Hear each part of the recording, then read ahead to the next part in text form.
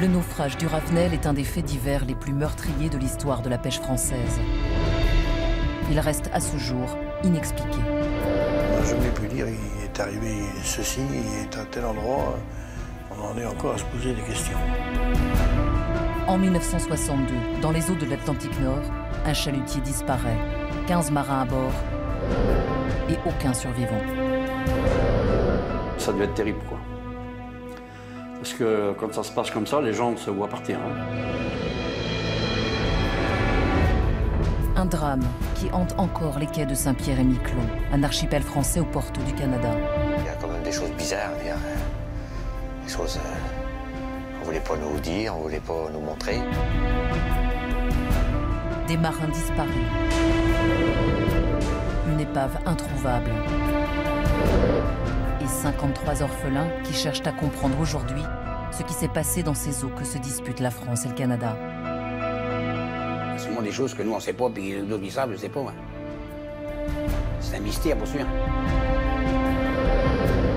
C'est le seul bateau, d'ailleurs, où on n'a rien retrouvé, même pas une botte, il y avait même un chien à bord. Rien retrouvé. Pourtant, un chien, ça marche. L'océan conserve dans ses fonds les traces d'un mystère qui dépasse largement la simple infortune de mer.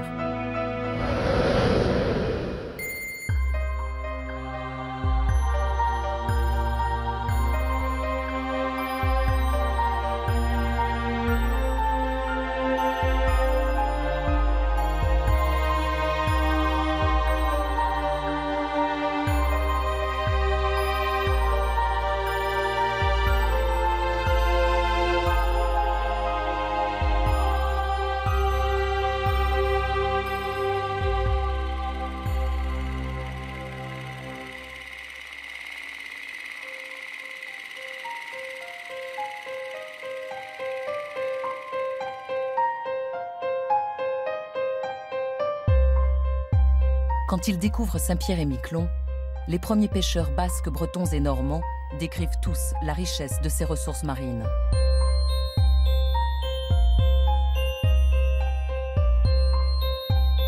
La rencontre du courant du Labrador avec les eaux plus chaudes du Gulf Stream fait de cette zone un des endroits les plus poissonneux du monde.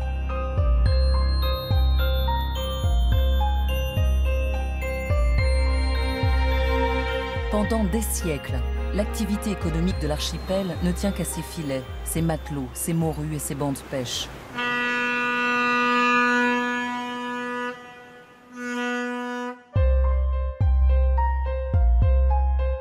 Sur l'île, tous les hommes connaissent des marins et les marins connaissent tous les bateaux.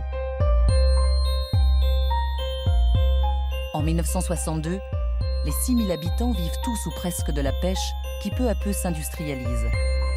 À Saint-Pierre, la SPEC, la Société de pêche et de congélation, fer de lance de l'activité locale, a une usine de farine de poisson et plusieurs bateaux, dont le Ravenel.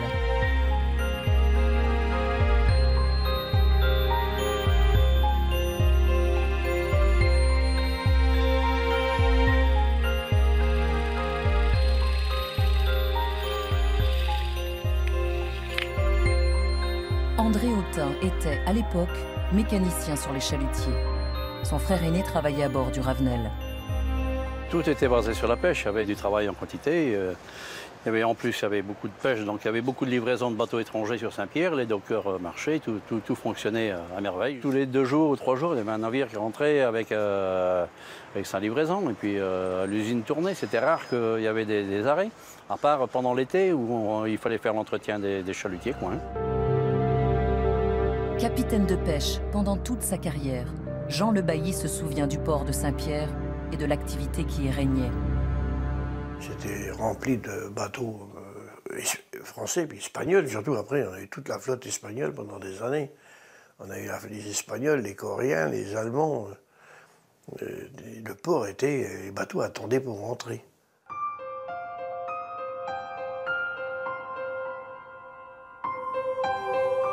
Dimanche 21 janvier 1962. Un dimanche d'hiver comme un autre. Le Ravenel s'apprête à partir pour une campagne de quelques jours.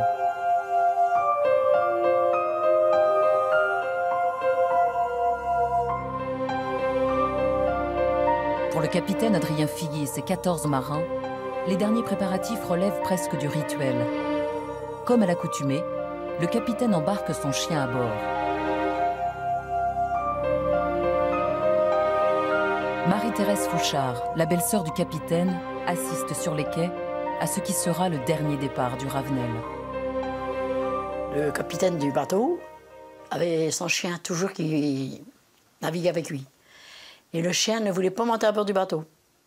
Il était obligé de descendre sur la cale pour prendre le chien, pour le monter à bord du bateau.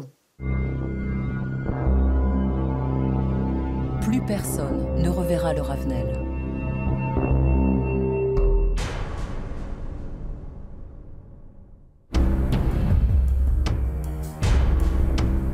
Dans la flotte de la SPEC, c'est le bateau le plus récent.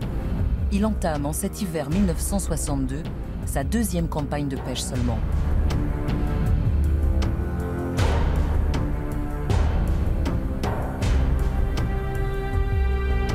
Au 6e jour de mer, le capitaine Adrien Filly effectue sa liaison radio habituelle.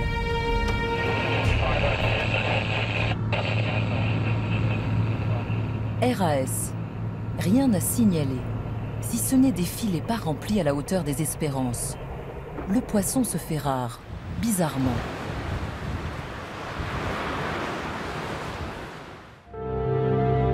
À bord, le père de Sybille Olano était matelot. Sybille avait 10 ans à l'époque. Aujourd'hui, il est président de l'association des orphelins du Ravenel. Quand il a parlé le 27 au matin, il était sur le Grand Vent. Il était à 150 000 d'ici. Il avait presque peu pêché, il avait 40 tonnes de poissons à boire. Donc 40 tonnes de poissons, c'est pas beaucoup pour un chalutier qui faisait 100 tonnes. Donc ça fait peu de poissons dans la cale.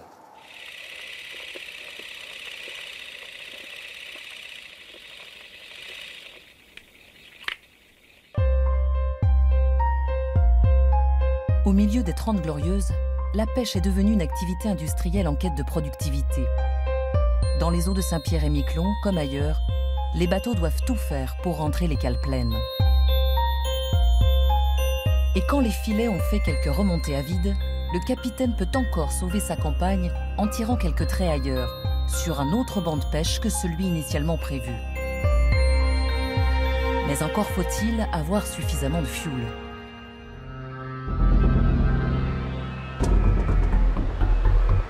Car souvent, les bateaux partent avec le minimum nécessaire. Moins de fioul à bord, c'est la possibilité de charger un tonnage de poissons supplémentaire. L'activité de pêche est un pari pour le capitaine. Un juste équilibre à trouver entre fioul embarqué et poissons à chaluter. Lorsqu'il a parlé le soir à 17h15 avec le galanterie, il a dit qu'il avait environ 50 000 livres de poissons dans la cale et qu'il venait sur le banc de Saint-Pierre pour essayer de faire quelques traits avant de rentrer. J'étais à la timonerie avec M. Raymond Hurel quand ça s'est passé.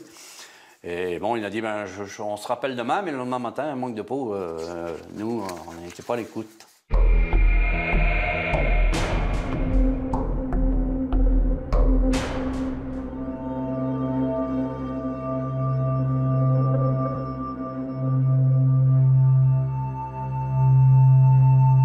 La nuit tombée, les conditions de navigation se corsent. Les icebergs déjà, et pour ne rien arranger, la neige.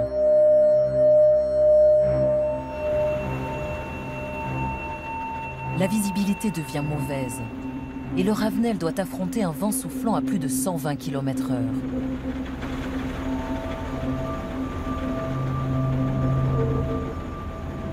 Il y a un capitaine de chalutier, Fortune Stark, il a dit à un capitaine ici qu'il avait passé le Ravenel en travers de Saint-Laurent, puis qu'il était couvert de glace. Ils disent qu'ici, les conditions de son chargement au moment de sa disparition, telles qu'elles peuvent être estimées à partir des éléments connus, permettent de penser que sa stabilité était faible, encore que suffisante. Il faut supposer que cette stabilité soit devenue dangereuse à cause d'une importante accumulation de glace sur les superstructures, de l'ordre d'une 40aine de tonnes au moins. Donc ça fait beaucoup de glace dans la superstructure.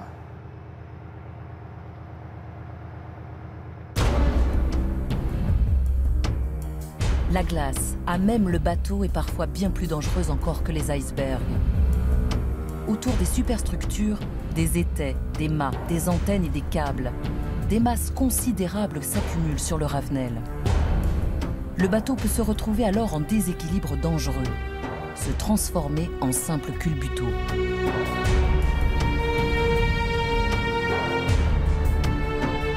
Bernard Gérardin a navigué sur le Ravenel lors de sa première campagne de pêche.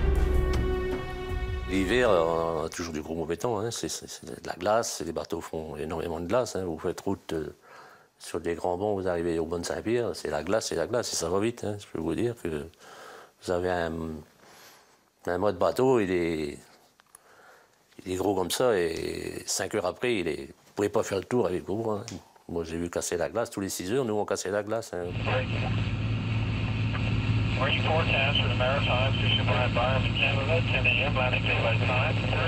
Le danger est partout.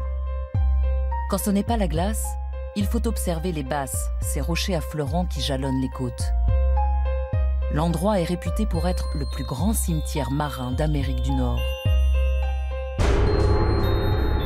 Les meilleurs capitaines y ont perdu leur réputation et leurs illusions quand ils n'ont pas tout simplement péri à la barre. Si les naufrages se comptent ici par centaines, celui du Ravenel reste le plus meurtrier. Il fallait toujours avoir du lest, soit de la glace, soit du mazout, soit du... Mais c'était, comme je vous dis, c'était un très bon bateau. Nous, on n'a jamais eu de problème. Concours malheureux de circonstances, en tirant ses traits pour traquer quelques morues supplémentaires, le Ravenel a épuisé ses réserves de fioul, allégeant ainsi sa partie la plus basse.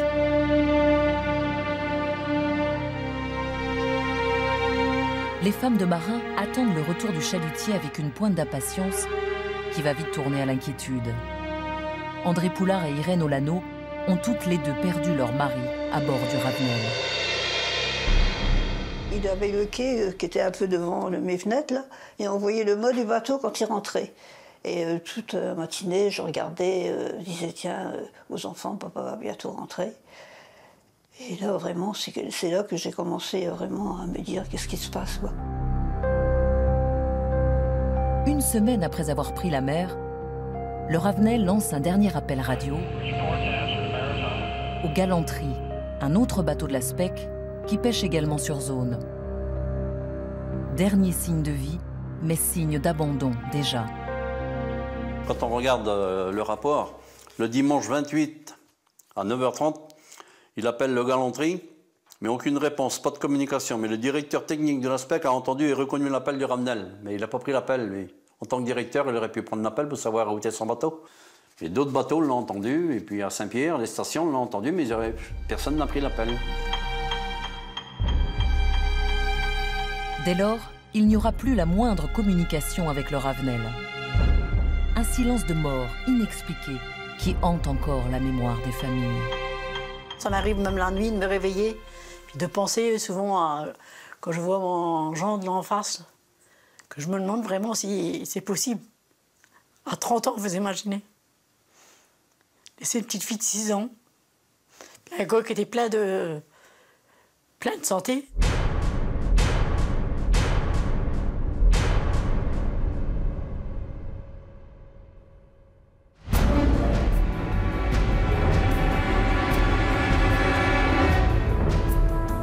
En langage de marin, le Ravenel est un bateau neuf.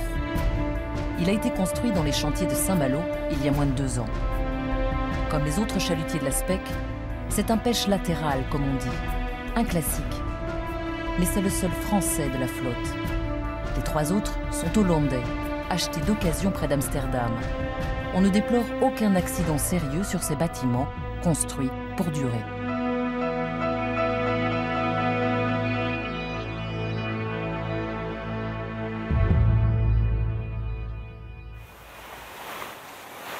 Le Ravenel, lui, n'a pas de passé, pas d'histoire à partager avec son équipage qui le découvre tout juste.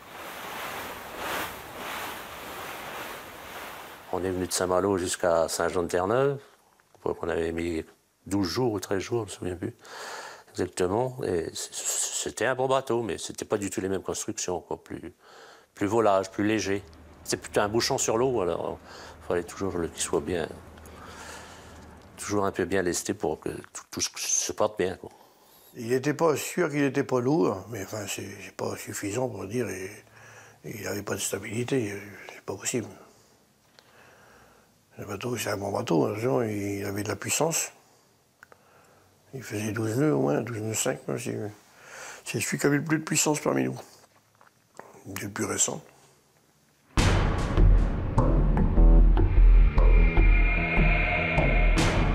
Mais avant même de prendre la mer, le Ravenel a été au centre d'une controverse qui a surpris les marins eux-mêmes.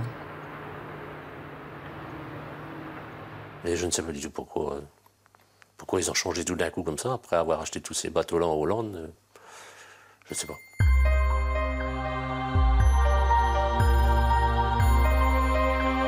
Le compte-rendu du conseil d'administration de la SPEC, qui a précédé l'achat du bateau, témoigne d'un débat agité.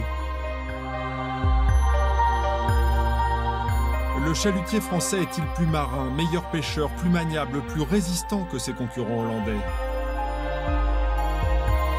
Joint par téléphone, René Dagor, responsable technique de la SPEC, se souvient encore des circonstances dans lesquelles le Ravenel a été acheté.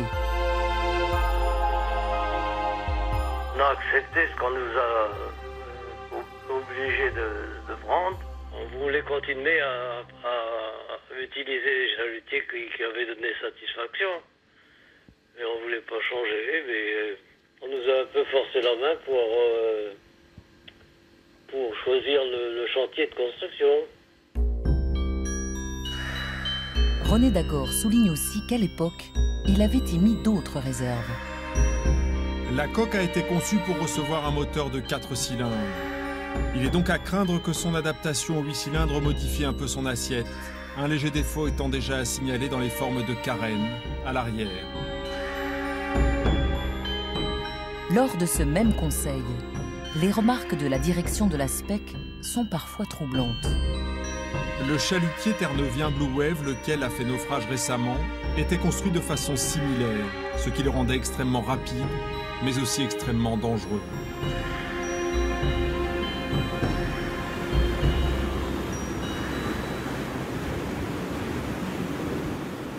Alors que la sécurité, la raison et même le coût, qui est inférieur de 13 millions de francs, aurait dû pousser la SPEC à acquérir une fois de plus un chalutier hollandais, le choix s'oriente finalement vers le Ravenel. Et peu importe les réserves sur les qualités du bateau.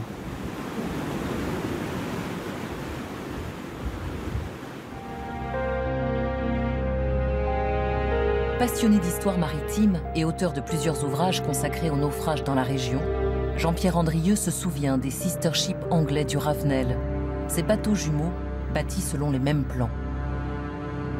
Les chalutiers construits en Grande-Bretagne de ce même style, les chalutiers classiques, avaient des problèmes de stabilité parce que il n'y a pas eu qu'un Ravenel, il y a eu les deux de Grand Bond, le Blue Mist et le Blue Wave, qui ont coulé à cause de la glace. Mais je me souviens, moi, je crois que c'est le Blue Mist ou quelque chose comme ça. Nous, on revenait des Grands Bonds, puis lui rentrait, je crois, et nous, on partait sur les Grands Bonds. Et il y avait de la glace, et je parlais à notre capitaine, là, il disait qu'il n'arrivait plus à casser la glace, et puis ils l'ont jamais retrouvé, il a disparu. Hein. Définitivement, le Ravenel est mal né. Mais à Saint-Pierre-et-Miquelon, personne ne le sait encore. Ces sister ships français, le Matelot et le Moros, construits dans le même chantier de Saint-Malo, font eux aussi naufrage au large des côtes bretonnes au début du mois de janvier 1962.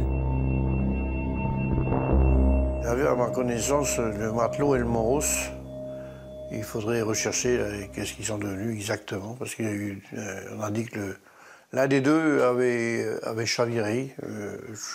Ça reste à vérifier.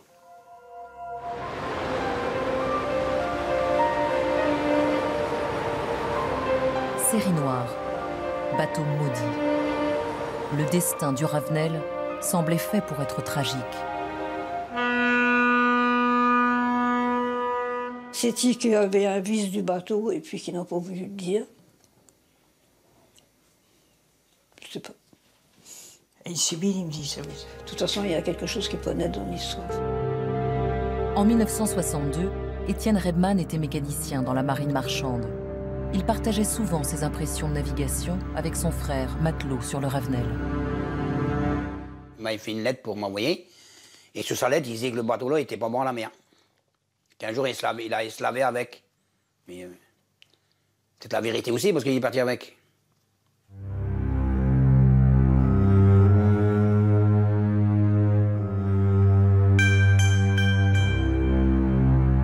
L'inquiétude a désormais gagné tous les foyers. Une tension grandissante entoure les silences du Ravenel, parti depuis plus d'une semaine.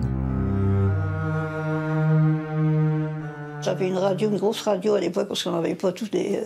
les bateaux parlaient dessus. Et j'ai entendu l'interprète qui disait « C'est curieux comment le Ravenel ne donne pas de signe, quoi. » J'ai commencé à paniquer, là, vraiment. J'ai dit, il y a quelque chose qui se passe. Et je suis courue au bureau, là, chez Marché de Jardin, qui m'a dit, écoutez, dès qu'on aura quelque chose, on vous prévient.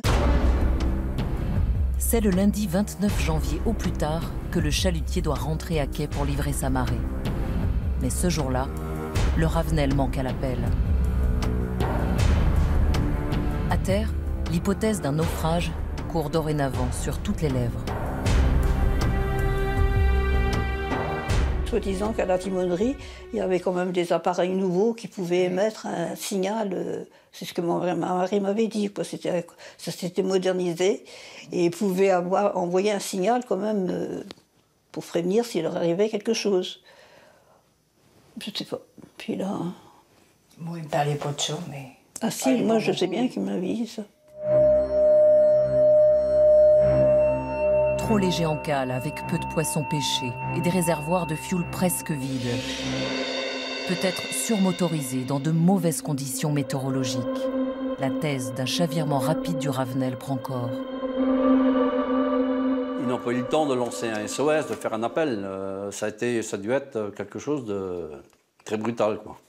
Soit renversé ou soit buté dans un rocher ou quelque chose comme ça.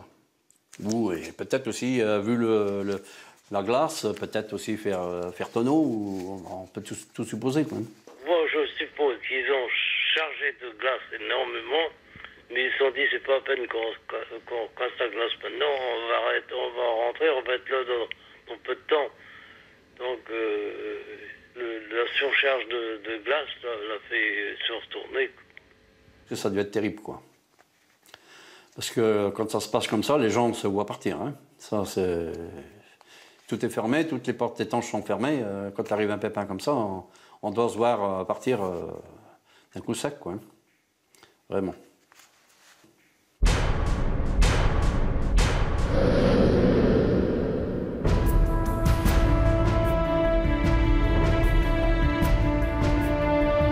La SPEC ne tarde pas à organiser les recherches.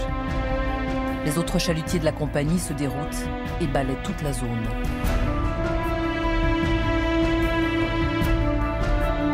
En vain.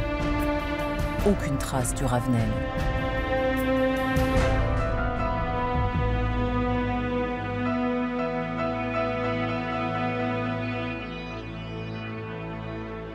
J'avais mon frère qui était sur le chalutier, quel chalutier il était, Henri? Croix de Lorraine, je crois. Et il faisait partie des bateaux qui faisaient tout le tour. Et à chaque fois, il disait comme ça, j'aurais tellement voulu te ramener quelque chose. Malheureusement, il n'y avait rien. On n'a jamais rien su.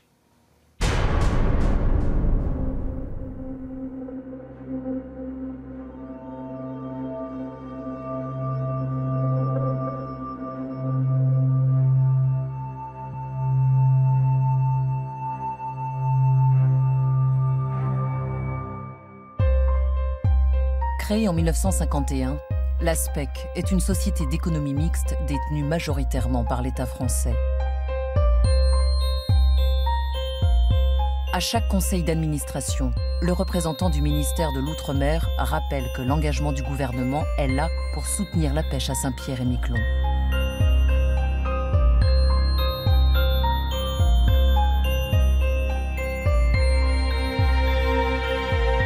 Depuis sa création, la SPEC a bénéficié de la générosité continuelle de la métropole.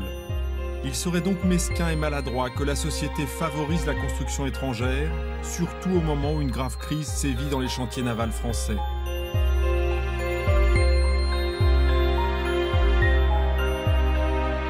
La SPEC n'a pas le choix.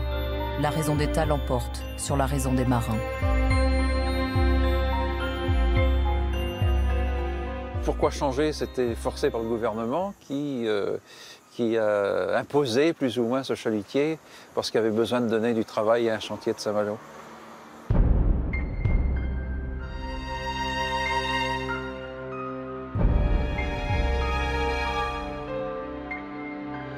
Un choix politique et stratégique appuyé par le représentant du ministre de l'Outre-mer.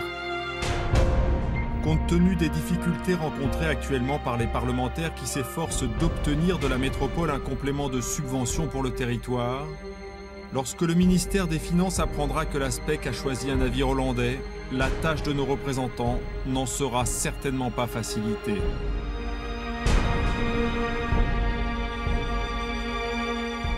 Il y a eu un forcing de fait par le gouvernement français en disant à la SPEC, si vous n'achetez pas un chalutier à Saint-Malo, vous n'aurez pas la subvention ou ceci ou cela. Alors on les a plus ou moins forcés. Et contre l'avis des dirigeants de la société. Naturellement, on touchait une subvention, donc il était normal que ce soit construit dans un chantier français. Et c'était pas notre choix.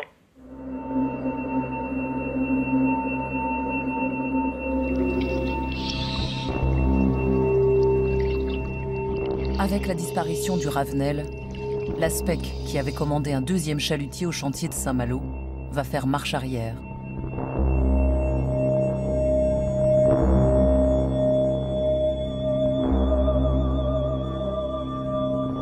Toutes les hypothèses qui ont pu causer le naufrage du chalutier Ravenel sont étudiées. Il semble que le plus valable serait un chavirement du navire. Comme ils avaient mis en construction un chalutier, un autre chalutier comme le Ravenel, à Saint-Malo, qui s'appelait le Rodrigue. Donc ils pensent le remplacer par un navire de type différent. En raison du climat qui règne actuellement dans le territoire, principalement parmi les marins, l'exploitation d'un tel navire présente beaucoup de difficultés. Ils annoncent qu'ils vont le vendre et puis qu'ils vont s'orienter à acheter un autre chalutier du côté de Hollande. Le directeur général appuyant sur le fait que ce genre de construction s'avère ne pas convenir pour nos eaux.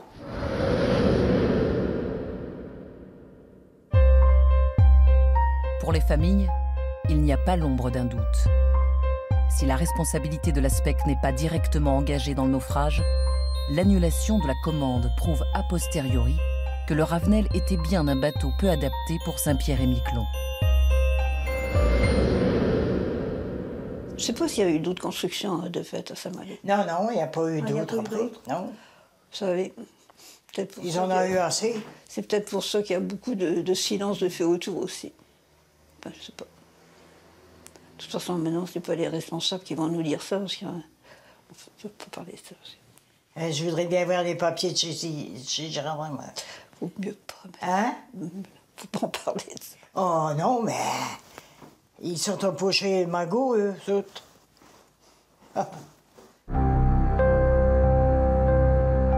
Pour les familles, la disparition du Ravenel dépasse la simple infortune de mer. Elle ne dépose pas plainte, mais soupçonne l'armateur de cacher quelque chose. Pour faire marcher l'assurance, déclarer un simple naufrage plutôt qu'un vice de construction. La société, elle, c'était, je ne sais pas si c'était pour des assurances peut-être, ou d'autres choses que nous on ne connaît pas, qu'ils n'ont pas voulu divulguer tout ce qui s'était passé. Peut-être qu'eux-mêmes, ils savent, les anciens directeurs, ils savent où est l'épave. Mais bon, les assurances, vous savez, ça, des fois, ça, il ne faut pas trop en dire. Hein. Sinon, si on en dit trop, on ne la touche peut-être pas. Le naufrage du Ravenel est classé accident du travail. Et à ce titre, les familles ont touché des indemnités. Mais on raconte sur les quais qu'elle serait en droit d'attaquer la SPEC et de réclamer un dédommagement supplémentaire.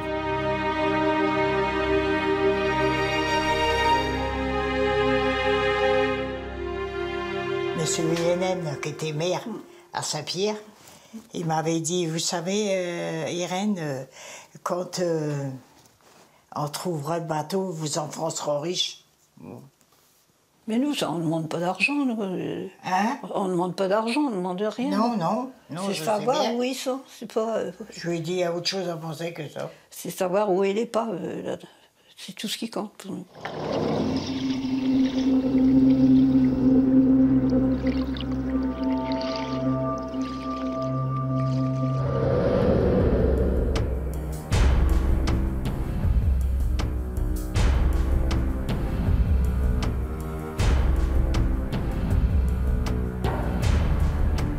Mardi 30 janvier 1962. Cela fait 9 jours maintenant que le Ravenel a quitté Saint-Pierre. Une alerte générale est déclenchée dans la région. Des bateaux canadiens sont réquisitionnés pour participer aux recherches. Mais toujours aucun résultat.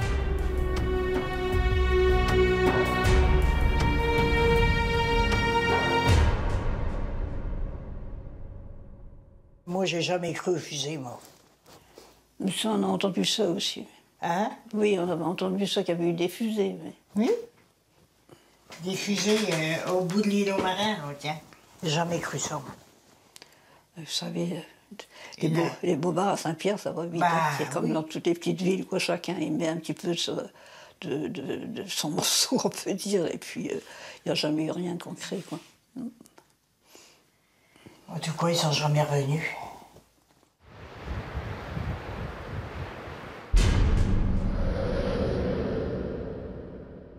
Et puis ici, après, on avait entendu parler d'un bateau qui était rentré à Saint-Jean, qui avait fait abordage, qui avait des marques de peinture sur sa coque, et qui serait rentré à Saint-Jean. Donc ma tante, Laïtan, a écrit au capitaine de port de Saint-Jean, qui a fait réponse qu'à cette époque-là, il n'y avait jamais eu de bateau qui était rentré, même en cale sèche, avec des réparations sur la coque, ni des traces de peinture, ni rien, entre le 27 janvier et puis le début de février. Le mystère reste entier. Jusqu'au 2 février 1962, où des débris identifiés comme appartenant au Ravenel sont retrouvés sur la plage de Loris à Terre-Neuve, juste en face de Saint-Pierre-et-Miquelon. Une bouée, une chaussure et une porte en bois sont enfin rejetées par la mer.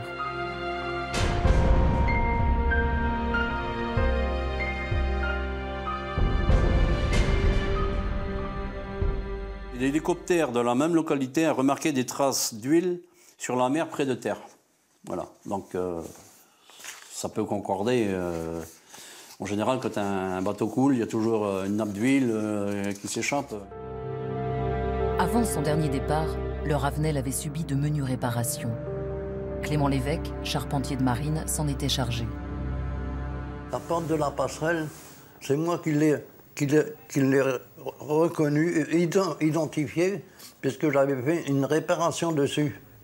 Et puis je dis, je reconnais, c'est mon travail. Mais la porte, elle a disparu de tout le monde. Il n'y a plus de porte. La thèse d'un naufrage près des côtes de Terre-Neuve semble plausible. Mais des éléments troublants viennent jeter un discrédit sur les recherches menées jusque-là. On est venu me voir pour aller identifier un corps à Terre-Neuve. On m'avait expliqué un peu comment était le corps.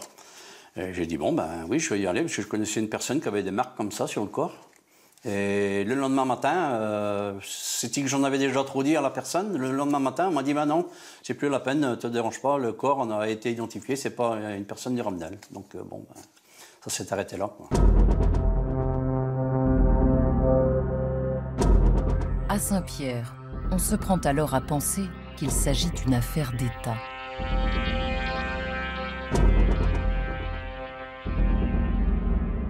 Ma mère avait été voir le directeur de la SPEC pour voir les objets qui avaient été trouvés. Et puis ils n'ont jamais voulu leur montrer non plus. Puis après, ça a disparu. Donc on les a jamais vus. Les débris du Ravenel, retrouvés à Terre-Neuve, puis rapatriés à Saint-Pierre, ont disparu dans les bureaux de la SPEC. Comme s'il fallait empêcher les morceaux d'épave de parler. Pour René Dagor, directeur technique de la SPEC, les souvenirs se sont brouillés. Bon, je suis pas au courant de ça. Je sais pas où c'est. Je voulais pas les voir, de toute façon. C'est trop pénible. C'est des preuves, c'était quand même... il aurait fallu que ça soit mis sous CD. C'est des choses importantes quand même, quand on retrouve d'un naufrage. Et puis là, disons que tout a disparu, il n'y a plus rien. Toutes les pièces qui ont été trouvées, ça a été caché. Après, ils ont été jetés à l'incinérateur, ou l'heure qu'on aurait pu les avoir au musée, ça aurait été quand même un souvenir. Et par les temps qui courent, sur des chaussures, on aurait pu faire des tests ADN, voir si vraiment ça venait des personnes de l'équipage, et ainsi de suite. C'était quand même important de conserver ces pièces à conviction, là. Deuil impossible, mis à l'écart et non dit. Les familles n'en ont pas fini avec leur douleur. On a toujours quelque chose qui nous freine. Alors, je ne sais pas pourquoi d'ailleurs. Nous, on veut pas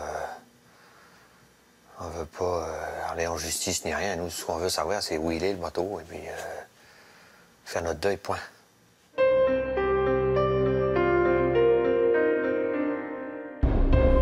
Avec la mer pour seul horizon, les familles comprennent que les leurs puissent disparaître. Mais elles n'acceptent pas que les recherches ne soient pas menées avec tous les moyens et le sérieux nécessaire, alors que la catastrophe reste un des plus importants naufrages de la pêche française.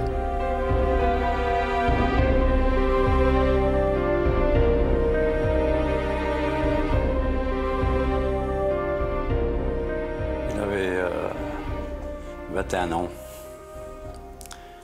Là, il est avec son petit filleul, parce qu'il était fiancé, donc on l'avait pris pour parrain. On était venu le chercher le jour de Noël pour lui demander s'il voulait embarquer sur le Ravenel. Alors c'était son cadeau, mais voilà.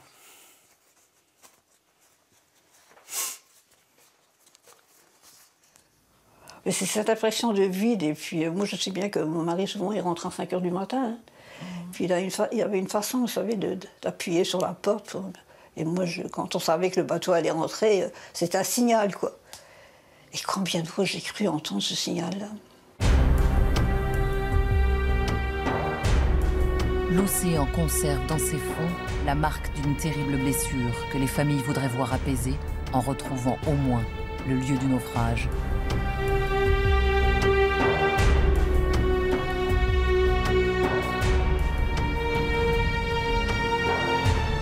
Quand j'allais, moi, Gérardin me disait « Vous en faites pas, Irène, c'est...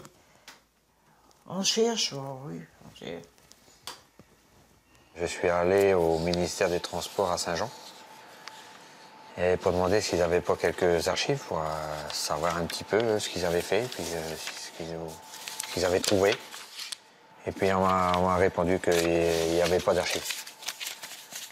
Du côté de Terre-Neuve, qu'il n'y avait pas d'archives, que le monsieur y avait cherché. Et puis il n'avait rien trouvé. Je ne suis pas tout seul, hein, parce qu'il y a un autre orphelin aussi qui avait écrit à Terre-Neuve. Puis il n'a jamais eu de réponse non plus. Je ne sais pas pourquoi. Parce que s'il n'a rien à cacher, il pourrait nous montrer. Hein. Pendant une vingtaine d'années, Bernard Folliot a été radio maritime. Il était en activité au moment de la disparition du Ravenel. Je crois que les archives ont gardé quelques pages du PV antenne du Ravenel. Mais il y avait d'autres choses, il y avait plein de choses aux archives. J'ai eu l'occasion d'y accéder et puis ça a été balancé sans... Vous savez, ceux qui sont... Voilà. Ceux qui sont pas du pays s'en foutent de nos archives, je dirais cela, voilà.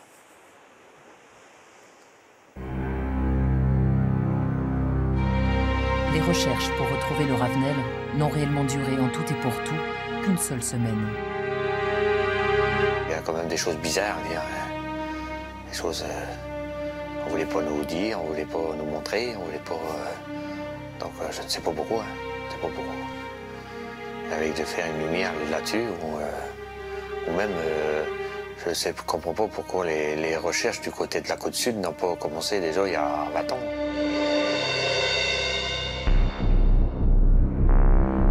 C'est seulement plus de 40 ans après le naufrage que de nouvelles initiatives sont menées pour localiser l'épave. Un effort tardif et dérisoire aux yeux des familles.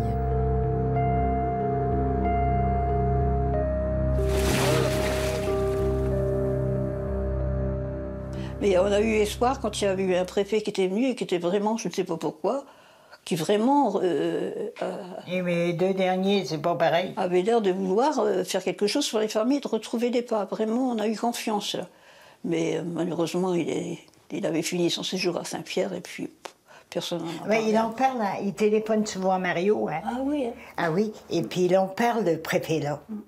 Ils disent qu'ils ont pris les recherches, tout ça. Il dit non. Des préfets qui changent tous les 2 ans. Des promesses non suivies. Je viens d'avoir l'accord du préfet maritime de l'Atlantique et des autorités canadiennes. J'ai donné les instructions nécessaires pour qu'une campagne de recherche commence sans délai. Les recherches de l'épave semblent être un dossier inextricable pour les autorités, qui n'ont pas souhaité s'exprimer sur le dossier.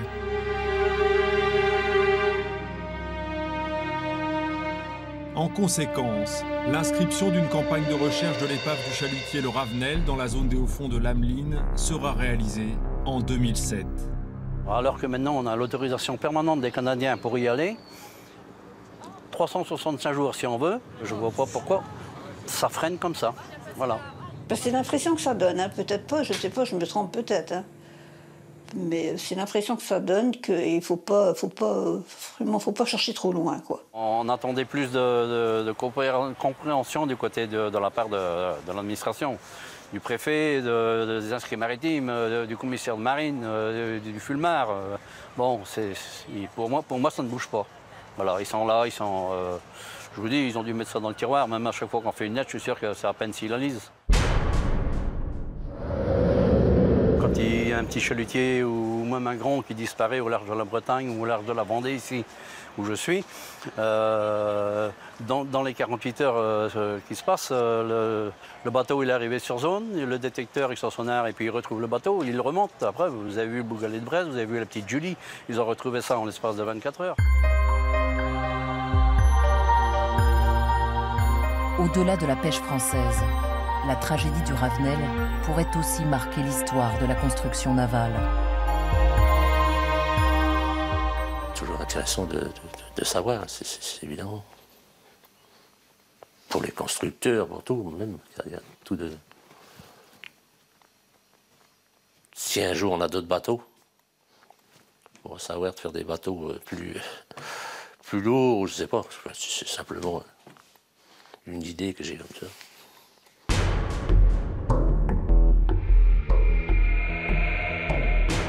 À Saint-Pierre, les recherches du Ravenel laissent un goût amer. On espère avoir un dragueur de mine, peut-être l'année prochaine. On attend. On est toujours en train d'attendre, ça fait 46 ans maintenant qu'on attend. On envoie des bateaux partout, alors on peut bien faire un geste pour Saint-Pierre-et-Miquelon. Au moins, ça nous contenterait, ça nous rassurerait si... et puis on serait définitivement... on n'en parlerait peut-être plus après.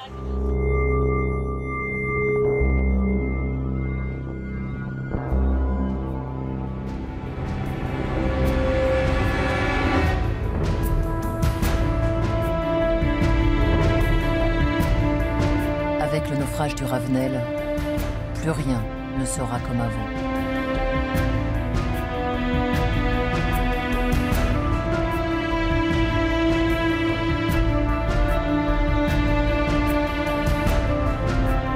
C'est sûr qu'après, on y pense quand on est en mer. Hein. C'est sûr que c'est plus pareil qu'avant, comme on n'a jamais fait le naufrage. Hein. On pense toujours au danger après. Hein.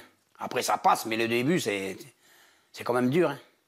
Lorsque le bateau s'est perdu, j'ai fait une promesse à mes parents de ne jamais plus naviguer. Et puis ça, j'ai tenu ça jusqu'au bout. Voilà.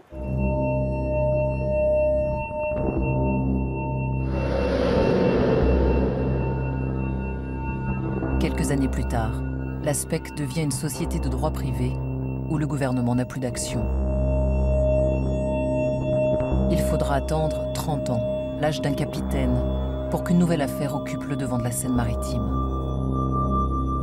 Mais cette fois, ce n'est pas sur les flots ni dans les brumes que se déroule un naufrage. Maintenant, il ne risque plus d'avoir de naufrage, on n'a plus rien. Il ne reste que des petits bateaux qui vont, ça touche du pot pour ne pas que ça leur arrive, mais on n'a plus ces équipages de 15, 16, 17 hommes. Maintenant, c'est 2, 3, 4.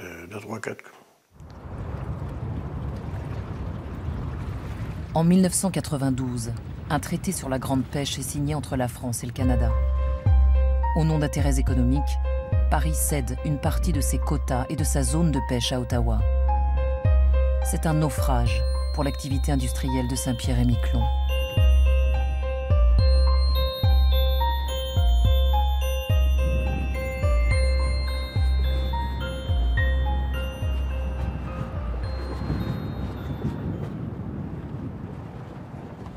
La raison d'exister de Saint-Pierre a disparu, il n'y a plus le droit d'aller en pêche, il n'y a plus de quotas, il n'y a plus de zone, il n'y a plus rien du tout. Plus de bois. Le port est là, il est vide. Ah ben, il y a eu un choix, ils se sont dit on va pas se mettre mal avec le Canada pour 5000 poilus de Saint-Pierre-et-Miquelon. Et puis voilà, ça s'est arrêté là, comme ça. Pour ceux qui ont vécu le drame du Ravenel, c'est une deuxième mort, une nouvelle trahison de l'État. Tous les marins se sentent compagnons posthumes des disparus de l'hiver 1962. On avait sorti une fois avec les 2 chalutiers, le marmouset et la goélette, pour aller pêcher dans les eaux qu'on n'avait pas le droit, soi-disant, mais c'était quand même dans nos eaux à nous. Et là, on s'est trouvé à Saint-Jean une semaine en prison, avec les 2 équipages, 50 marins français. Et tout ça pour rien du tout, parce qu'on a tout perdu. Avec le traité de 1992, seule une trentaine de personnes vivent désormais encore de la pêche. Moi, la goélette, j'étais la chercher au Havre. Et 20 ans après, j'étais la conduire à Vigo et était vendue aux Espagnols. Ça fait qu'on n'a plus rien du tout aujourd'hui. Alors ici, vous le démarrez, mais il n'y a pas de bateau, alors... pas à peine, hein.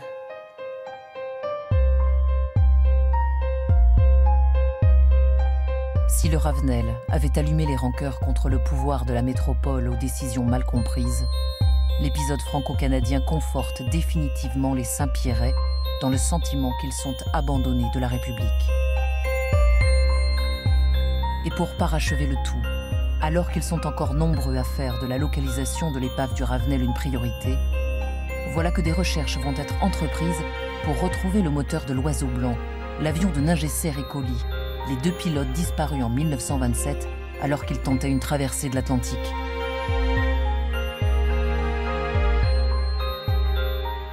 L'Oiseau Blanc, ça fait depuis 1929, je crois, 1924. Là, on est à découvrir la Pérouse depuis plus de 250 ans, donc bon, ben, pourquoi pas s'occuper du Ravenel un peu.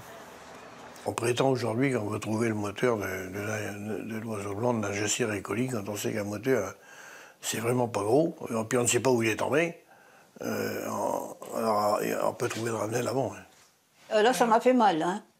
Ah, quand j'ai entendu ça à la télé, j'ai dit c'est pas possible, ça fait des années qu'on se bat, nous, pour trouver l'épave du Ravenel, et que pour une épave d'avion qui s'est peut-être même pas perdue... Ah, j'en ai pleuré, je me dis franchement. Comme si le sort de 2 héros du ciel méritait plus d'attention que le repos de 15 forçats de la mer. À Saint-Pierre-et-Miquelon, l'histoire du Ravenel se décline comme un épisode sans fin, une blessure mal soignée. On voudrait bien savoir où il est, puis faire notre deuil. J'ai toujours espoir, le 28 janvier, là, de voir la porte s'ouvrir, puis quelqu'un venir chez nous. Pas lui, hein, pas lui, mais... Ah, moi, ça m'est jamais venu à l'idée, Non, j'ai toujours eu dans l'idée de ça. Malheureusement. Pour vous? Ah non, non. «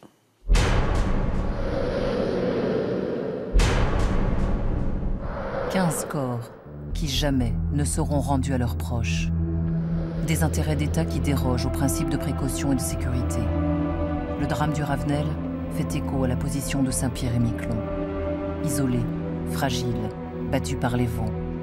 L'archipel reste ballotté au gré des politiques successives, comme un pion, un confetti perdu dans l'Atlantique Nord, toujours dépendant du bon vouloir de la métropole.